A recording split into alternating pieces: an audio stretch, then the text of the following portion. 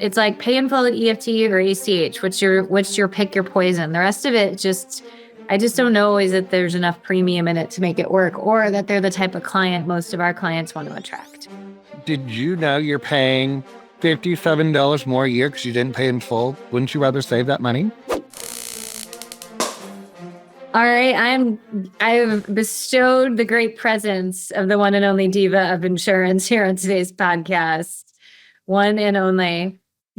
I'm here. Harrington Descatux. That's how I have to think of it so I can actually type it out. And for those of you that cannot read cursive, it says performance coach under my name. I think all of our clients can read cursive. I think that's when schools were different. Oh, well, you never know. Let's talk about getting somebody on EFT or pay in full. I think that a huge opportunity that we have is to save some time, save some energy, save all of the things so that we can get rocking and rolling. And if you're going to keep taking checks, you got to know how to read cursive, because most of the people that write checks write them in cursive. This is also to people money way. Yeah, this is also true. I guess I don't really. Yeah, I mean, I do write my checks in cursive. Yeah. Interesting. Okay. So things to think about. There was a reason I pointed out that my name was in cursive. My title was in cursive. Okay. All right. I like this. It had to do with the physical check writing. So the first question I want us to think about when we talk about converting people to EFT or pay in full is, have you been to the grocery store lately? In the normal checkout line, not the self-checkout. What about Instacart? No. Okay. This is a live in-person experience. Okay. Some nice lady literally pulls out her billfold, unfurls it, and starts writing a check after she was told the total, because she didn't believe in debit cards. Okay. And the lady had to explain to her that the debit card was not really a credit card. Oh, yeah. That she wasn't charging things that was going to come out of her checking account. And then the lady was like, well, I already have the check halfway written. Yeah. And she's like, well, let's just try it. Let me show you how to use it. And I'm like, you can do it. And I was like a little cheerleader off to the side, because I knew it was going to take like an extra 4 minutes for her to finish writing the check, put it in her register, rebalance her checkbook, get a receipt. So she swiped her card and it worked. Oh my goodness. She was like, well, that was fast. And I'm like, right? How simple was that? And she was like, but it's not charging me anything, right? And the lady's like, nope. And I said, nope as well. So I think the first thing we have to overcome is some people don't like EFT because they don't understand it. Yes, I agree with that. I think sometimes they say that, but then they just don't like the idea that money is going to come out and they might not be prepared for it too. That could be as well.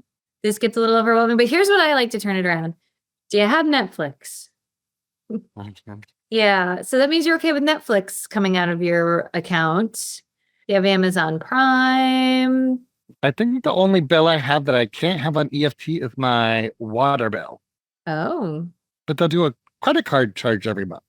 Interesting. And the funny thing about EFT is that it's, like with EFT, you're not dealing with having to update your credit card when it expires. Mm-hmm. It happens naturally. Which is huge, because I know people, like some carriers are like, oh, your card got declined. And then they try it a second time and it declines again because you haven't updated your credit card. I get like fraud alerts because I'm like, why are you in Miami? Well, I'm never home. So, and then it's embarrassing. They're like, your card got declined. I'm like, and then I look at my phone and it's got like a text like, is this really you? And I'm like, it is. EFT is easy. Yep. Routing number and account number. I also have to say, and I'm going to say this politely and lovely, right? But at some point in time, I feel like we also have to identify, is this client a good client for us? If they're not willing to go on there, do you want to deal with somebody who is like that? Now, I'm all for pay in full too, right? So it's like pay in full at EFT or ACH. What's your pick your poison? The rest of it I just don't know is that there's enough premium in it to make it work, or that they're the type of client most of our clients want to attract. I was reading an agency standards the other day, and it said, we will not accept credit cards for monthly payment, because I guess they got people to stop bringing in cash, but then they just walk in with their credit card instead. Right. So they stopped that. And they were like, if you want reoccurring credit card, okay. Yeah. We'll help you sign up for it. But EFTs the jam, normally the fee's less for the client. They save a little bit of money if they go on EFT or pay in full with a lot of carriers. Like Kelly said, when the card's compromised or the credit card expires, they don't have to update it because it's a routing number and account number. So unless they're changing their entire checking account, they're normally good to go. Yep. And I think it just stops a lot of the payment history issues that we're starting to see with carriers. Carriers are now starting, some carriers, let me put a big asterisk next to that. Some carriers are now starting to use it as a rating factor or a tier altering rule about how many times did you pay a day or more late? How many times did you miss? How many times did a reminder notice go out? I don't blame them, because I think that the problem that you have is really along the lines of, hey, if I'm not able to pay my bill, am I putting tires on the car? Am I doing the maintenance? And so I don't really blame them for that. You know what I mean? I don't blame it. Well, and I think it's also just a fail safe. Like, what if the very last day to make your payment before your policy cancels, there's an apocalypse and the office couldn't open because of snow or ice or extreme heat or the internet's down and your policy cancels because you didn't get your payment in? Or I've had the situation where people love the monthly pay, it either in person or by phone or whatever, and then something happens to them and they're in the hospital and they can't call to make their payment. And then makes it that much more concerning. Yeah. So we really need to be looking at how can we make it easy for our clients, but also explain all the pitfalls of paying the bill themselves or doing the monthly or all of those things that can happen if it's just not automated. Well, and I also feel like we have to get good at saying this is what's going to happen to our clients. Now, I will say this, in some states, you do have to take all forms of legal tender. So if that's the case, you do, but it doesn't mean you can't encourage them. Doesn't mean you can't like say, hey, I really recommend this and here's the reasons why. Just means you can't say, no, I have to accept them, but I can get really good at encouraging people. You know, or I could also make it really inconvenient with a long wait for them to see the cash person in the back. I know we had one person she'd be like, oh man, I don't know the one-time payment system's working really difficultly today, but the EFT signing up is like a breeze. You should really do that. And she's like, hey, I was like, oh, that's awesome. That's so awesome. I don't know. I think that agencies like need to address this. And I think going forward, it's easy, but you have this book of business that can be difficult. And so even if somebody calls in to make a payment, like what are some things that agents can do to slow them down to get them to kind of get back on those automated payment strategies? I think the first thing is just looking, like, are they already paying with a check over the phone? I got amazing at saying, hey, why don't I go ahead and take this? I'm going to send you over a little form to sign real fast. We're just going to set it up on an automatic payment. And with the fifth carrier, you can choose your date. What date do you want it to come out? I love that. Hey, let's try this. Or did you know you're paying $57 more a year because you didn't pay in full? Wouldn't you rather save that money? Would you want to have that money in your pocket or in the carrier's pocket? Right. We really want to make sure that we're also making it painful every time, money-wise. Like you're paying, do you realize that because you're on paper bail, you're paying $5 a month in service fees? That's $60 a year. The word fees is so important. Fees. Or we could also just put them on hold and tell them we need to finish up something and we'll be back with them in a few minutes and not make it super easy and convenient. Most of us will stop everything we do to take a payment because it's fast and easy and we feel like we accomplished something. I do think that we have to also get really, really strong and really, really good at just stopping and realizing that there's the agency standard and there's what the carriers will take, and our standard can be higher than what we have available. Mm-hmm. Right. So if you're really thinking about it, it's like, well, why can't we take Mrs. Jones, cash? Well, because Mrs. Jones has Alzheimer's and throws a bag of cash at us and it's wrong all the time and then fights with us. Like, I don't know. We took she thinks we took her dollar.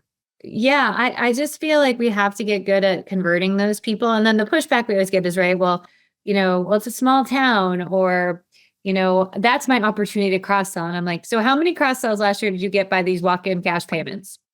Right.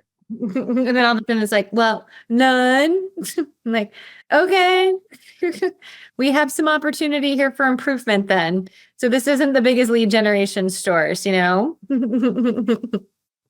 That's what I would say anyway. Sometimes we get so excited that something easy's finally come. Like, oh my gosh, I can rock this one. Like, I can crush this. She's going to be so impressed with the service I provide on this payment. Watch me go. Get after it. Get up after it. Or it's like, oh, but if I get them on EFT, then they'll never talk to me again. And then you could do renewal reviews. How would I ever get the latest crockpot recipe from her? I was doing a big speech and we did the math on like, it takes 2 hours if you're taking a monthly payment from somebody. So it takes 10-minute transaction times 12 months. It's 2 hours a year taking payments on one client, or I could do 8 renewal reviews. And I think that there's this concept we all really need to kind of identify as like, how do we level up our time? If our time is not worth anything, then fine, go keep taking payments. But the reality of the situation is that we need to level up our time so I can serve 8 people versus 1. Mm-hmm. And, that one person comes in and eats all the Hershey Kisses. Like the candy bowls have got to go. Take the candy bowl off the desk. And there's been some nasty candy bowls, right? Like the stuff like my grandmother would have. Not that my grandmother is nasty, but like the root beer barrels and like butterscotch and like the cinnamon discs. And it's like some candy in there must be at least 18 years old. Because when was the last time anybody got to the bottom and cleaned it out? Right. Or what's even grosser was like the open M&Ms. And it's just like, how many people have stuck their hands in the community M&Ms and then got all their cash out of their wallet and handed it over and then, And do you know where that cash is bad? That's where COVID started, I think. I think COVID must have started an insurance agency candy bowls when they were taking cash. That must be the whole thing. That's definitely where some diseases have started. So you don't want any of that business going on. And then when you have a candy bowl, I don't know, like they just sit there and eat it all. And like the payment now takes 20 minutes. I need to do a mathematical study. If you have a candy bowl, how much longer do people linger in your office? I think the other thing to look at too is just being consistent. Like every time they come in, remind them of all the other ways they can pay. Yeah.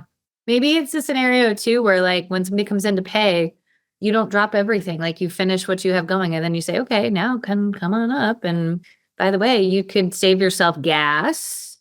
You could save yourself time. And this is the other one I love. It's like, well, for some of these people, this is their big outing of the day. And we're not a senior center or a place of business. They could go to the library. They could go to what I'm looking forward to when I retire is the McDonald's coffee club in the morning. Okay. In every McDonald's across the United States of America, there is the old person coffee club. And if you've ever gone to McDonald's at like 6:30, 7 o'clock in the morning, they are all there. I don't know what they talk about, but it seems awesome. With their senior coffee. Their 25-cent coffee. That's right. The bottom line is everybody has to think about how do we get people in there? And that's why we have these process packs, right? So we have a payment process. And, you can't I think we train people like to do half the job so many times, right? Like we train them to how to take a payment. And then it's like, okay, well, you can go take payments. And we never train them like how to tell somebody to get on EFT or pay in full. What do we do to encourage people? How can we influence them to get on these other payments? And the other half is I think sometimes people think, well, if I can't take payments, what's going to happen to my job? And I'm always just like, so many amazing things like cross-selling. Coverage. Bring up your time to educate clients on coverage. Yes. And people are like, I don't want to do that. I want to take payments. Give me my payments back. Or you have to think too, like, can we incentivize a team to get onto the payment game? Yeah. I think we can. We can. Personally. So, Stephen, if somebody wanted to get our process packs, like our 10 agency processes that we did last year, and they're like, I got to get all my processes in alignment. I got to get my payment process, my claims process, my new business process, my old business process. Transferring. No, it breaks my heart a little bit on that one. I understand the thought, right? Like I understand. So just what Stephen's referring to is there's a process on how to answer the phone. And I think it's valuable. I did it out of spite actually, because we had a whole conversation with each about pick up the darn phone and this and that. And I was like, fine, I'll do it. And oddly enough, now every client I work with is like, no, we need to start there. We have a problem. Yeah. But again, we give good service, but nobody wants to pick up the phone. I'm like, I'm seeing some competing priorities here. The phone is super annoying. The process pack has lots of ways to streamline your agency, come up with some standards in an easy way, and gives you some things to think about when it comes to how to run the agency, right? How do we get everybody on the same page and get some consistency in what we're doing and the why behind it? Absolutely. So if you guys want to check it out, you can. You can get our 10 processes already done for you. Start here, work your way around the globe, basically, and you'll get all 10 of them done. And we always say, don't binge them because then no one will use them. Take one at a time. Savor it. Every other week for 6 months. I don't even know. I think one a month might even be like a better pace. Like, and I know people think I'm crazy, but by the time you organize it and get it going and get it like rolled out and then check on it, like there's a process to it. It's not. And then you follow up to make sure they're actually doing it and hold them accountable to it. Yeah, exactly. And it's just a thing. It's not something that you're just going to be able to blow through as much as we would all like to. It just doesn't work that way. Because I'd rather get, I don't know, I'd rather get adoption than just here's our processes. We have them. Go forth and conquer. I also think too, like when we're doing assessments or going into agencies for the first time, 80% of the team's like, I wish everybody did things the same way. I wish I knew what the expectation was. You say it just like that too, which is funny. They do. They're very bitter. Very bitter. Very evil. We have to turn them into little tigers that love change. We want everybody to do the same thing. What they're really saying is I want everybody to work the same way I do work, and I don't want to change my ways. I want everybody My way is perfect. Nobody else is it. Yeah, which is not really the best way to live your life. Well, I know. Well, thank you everybody for joining us today. We appreciate you. Check out the processes. Don't do them yourself. Start with a template. Speed your life up. I think if we didn't do a template, I actually feel like it would be even longer. Yeah. like the struggle would be real. Like you see, it's like once every 2 weeks. I think once a month. I think if you didn't have a template, it might be like once every 6 months. Yeah. It would take you a while to figure out a template to begin with. So get the process back and get back on track. And remember, your processes aren't just where to point and click. It's how you make your customer feel. So keep that in the back of your dome. Well, thank you, Stephen, for hopping on here with me today. We appreciate you and all of your prowess. Thank you, Kelly. All right. We'll talk to y'all soon.